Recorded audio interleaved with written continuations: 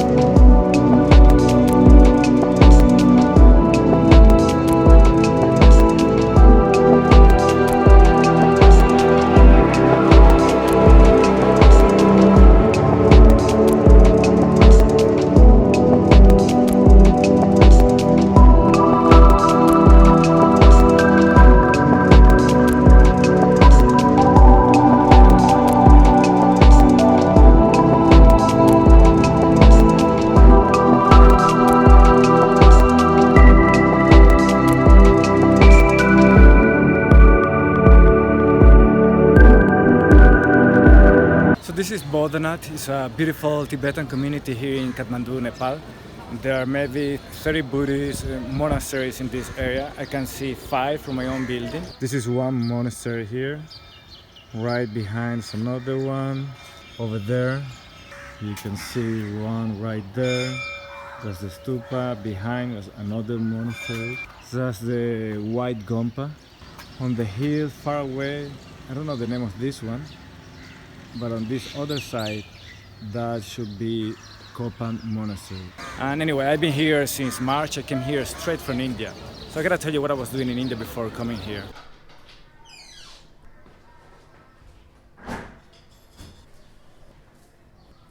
So when I was still in India, I met a friend of mine, Trev, from the UK. I met him right after he completed a yoga teacher training course in an ashram near Mysore. He looked so happy. He had this big smile on his face, and I asked him, dude, how was it? And he said, it was awesome. I loved it. And I was like, okay, tell me more about it. But we didn't have much time to talk. It was a yoga teacher training course that has some emphasis on yoga therapy. He was very impressed about the tools that the yoga tradition has for improving our health. At the same time, I received an email from one of my readers. She had done the same teacher training course at the same ashram. She said in her email, very genuine teachers offering genuine trainings at a very reasonable price, unpretentious place, not into business. She also said, during my training, the group came to realize later on that the therapy of the teacher training course was actually being tested on us more than to be learned through the books. They don't believe in learning by heart. So I was very intrigued. What can be so special about this training? So I decided to do some research. The first thing that got my attention was the price. It's so cheap that it will cost me less to do a 1-month teacher training course at this ashram than to stay in Mysore for 1 month spending only on food and accommodation. The trainings cost about $400, and that's really cheap for a yoga teacher training course. So of course now I really want to do that training. It's a very affordable price, but at the same time the quality of the teaching is really high. It's very good standard. I went to the ashram and I met the 2 teachers, Kadambari and Dr. Ashutosh. Dr. Ashutosh, he's the director of the ashram, and he's a medical doctor, and he was a teacher at the Shivananda Ashram. He taught there for about 7 years. He was teaching during the teacher training courses at the Shivananda Ashram. And Kadambari, she was actually a teacher in Mysore. She used to teach at Mandala, which is a very old school in Mysore. She was teaching there a very popular backbending class. And although she's actually a gold medalist, a yoga gold medalist, she has won many competitions in India. But although she has won many competitions, at the same time she is very humble, I would say. She doesn't seem to be focused only on body postures. She's more interested in the deeper aspect of yoga. Dr. Ashutosh is a little bit like a mentor for her. So she feels like her path has changed a lot in a very positive way since she met Dr. Ashutosh. Fly passing by. So another thing that got my attention was that when I visited the ashram, I met some of the students who were just finishing one teacher training course. Nobody knew what I was doing there, so they thought that I was going to join the next course. And people would come to me and just tell me, this is not just a teacher training course, it's a personal transformation program.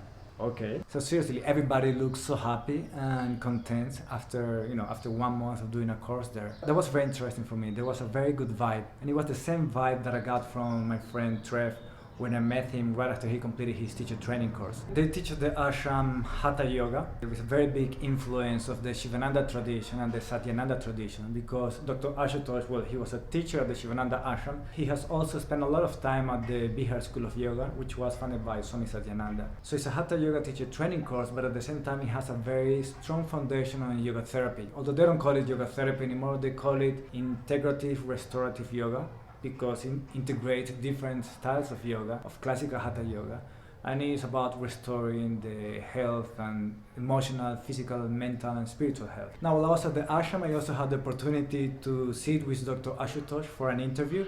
I wanted to ask him a few questions about yoga therapy and Ayurveda. I already published that interview. You can find it on my YouTube channel. But I must tell you, it took me a long time to complete that interview, more than 3 weeks.